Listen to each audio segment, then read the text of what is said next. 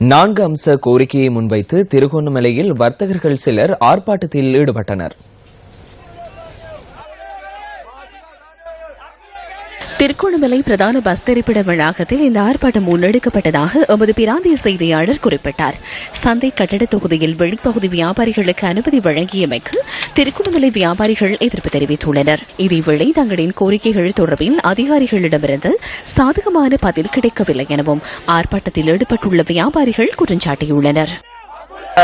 இங்குள்ள குறைபாடுகள் நீண்ட காலமாக சரியான முறையில் பூர்த்தி செய்யாததன் காரணமாக இன்று வியாபாரிகளாக நாங்கள் எங்களுடைய வியாபார தலங்களை மூடிவிட்டு இன்று வீதியில் இருந்து இறங்கி ஒரு ஆர்ப்பாட்டம் ஒன்றை ஆரம்பித்திருக்கிறோம். எங்களுடைய தேவைகள் சரியான முறையில் பூர்த்தி செய்து தருவதற்காக அதிகாரிகளின் முக்கிய கவனத்திற்காகவே நாங்கள் இந்த போராட்டத்தில் வெளியிறங்கியிருக்கின்றோம். மற்றும் இங்கு எங்களுடைய சந்தை தொகுதியில் கழிவு பொருட்கள் சரியான முறையில் அகற்றுவதற்கு எந்த விதமான ஒரு உபகரணங்களும் சரியான முறையில் அமைக்காதன் காரணமாக கழிவுகள் எல்லாம் அங்குமிங்கும் போடப்பட்டு சுத்திகரிப்பு சரியான முறையில் நடைபெறானால் இங்கு டெங்கு போன்ற நோய்கள் பரவக்கூடிய ஒரு அபாய நிலை